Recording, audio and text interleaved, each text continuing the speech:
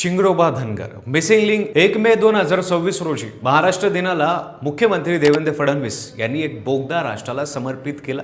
जगातला सगळ्यात रुंद भूमिगत बोगदा म्हणून गिनीज बुक ऑफ वर्ल्ड रेकॉर्डमध्ये त्याची नोंद झाली। मुंबई पुणे एक्सप्रेसवेची मिसिंग लिंक आता खुला झाला आहे आणि सगळे त्याचं कौतुक करतायत। पण एक प्रश्न कोणी विचारला नाही, हा मार्ग सापडला कसा? कारण 200 वर्षापूर्वी मेंढपाळाने आपले प्राण देऊन हा मार्ग इतिहासात कोरला होता। त्याचं नाव होतं शिंगरोबा धनगर।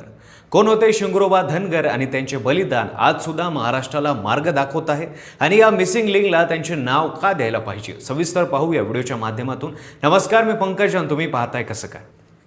साल होतं 1850। इंग्रजांनी भारतावर पूर्ण पकड घट्ट केली होती। देशातलं धन धान्य मसाले आणि प्रत्येक मौल्यवान संपत्ती लंडनला रवाना होत होती। पण हे सगळं वेगात करायचं असेल तर त्यांना हवी होती एक गोष्ट, जलद दळणवळण। 16 एप्रिल 1853 रोजी भारतातली पहिली रेल्वे बोरी बंदर ते ठाणेपर्यंत धावली। पण इंग्रजांचा खरं टार्गेट होतं पुणे। पण मुंबई आणि पुण्याच्या मध्ये राकेट सह्याद्री उभा होता। आसमानाशी भिडणाऱ्या या डोंगरातून रेल्वेचा मार्ग काढायचा कसा, हेच इंग्रजांपुढे सगळ्यात मोठे कोडे होते। बोरघाटच्या खोऱ्यात आज जिथे तो ऐतिहासिक बोगदा उभा आहे त्याच परिसरात एक धनगर वस्ती होती आणि त्या वस्तीत राहायचे शिंगरोबा धनगर।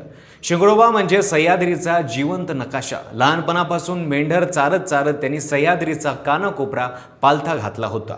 कोणती वाट कुठे जाते, कोणती दरी किती खोल आहे, कोणता खडक किती ताकदवान आहे, हे सगळं त्यांच्या रक्तात होतं।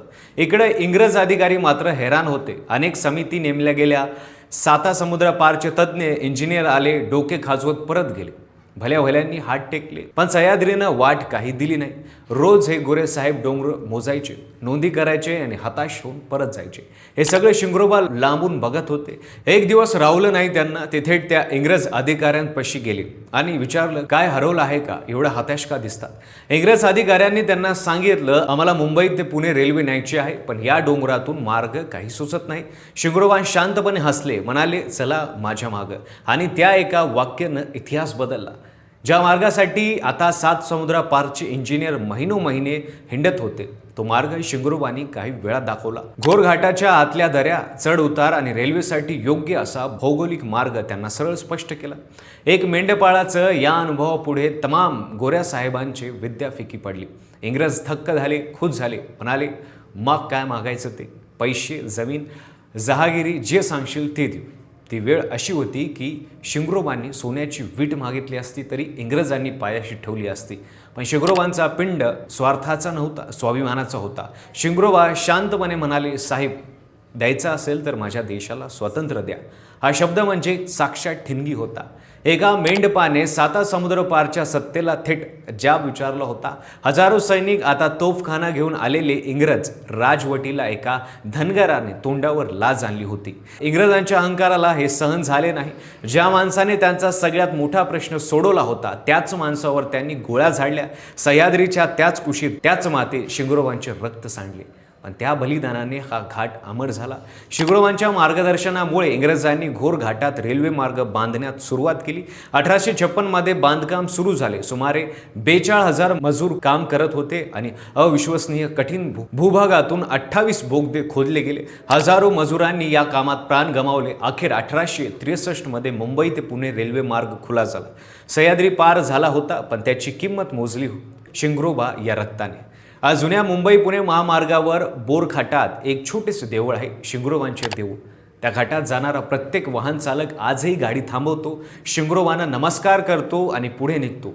हे देऊळ केव्हापासून आहे हे नक्की सांगता येत नाही, पण त्यामागची श्रद्धा आणि कृतज्ञता आजही जिवंत आहे। आणि आता 1 मे 2026 रोजी महाराष्ट्र दिनाला त्याच सह्याद्रीच्या उर्दारातून गेलेल्या मिसिंग लिंक बोगद्याला राष्ट्राला समर्पित झाला आहे। 8.92 किलोमीटर लांब, 23 मीटर रुंद, जगातील सगळ्यात रुंद भूमिगत बोगदा। गिनीज बुक ऑफ वर्ल्ड रेकॉर्डमध्ये महाराष्ट्राचे नाव नोंदले गेले। मुंबई ते पुण्याचा प्रवास आता 30 मिनिटांनी कमी होणार आहे।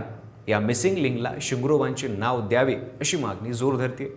महाराष्ट्रातून असंख्य आवाज उठतायत की हा बोगदा, हा मार्ग या वाटाड्या हुतात्म्याच्या नावाने ओळखला जावा। मंडळी, विचार करा, आज ज्या बोगद्याचं जगभर कौतुक होतंय त्याची बीज 200 वर्षापूर्वी एका अनामिक मेंढपाळ्याने रोवली होती. त्याने पैसा मागितला नाही, जमीन मागितली नाही, नावलौकिक मागितलं नाही, फक्त स्वातंत्र्य मागितलं आणि त्यासाठी प्राण दिले.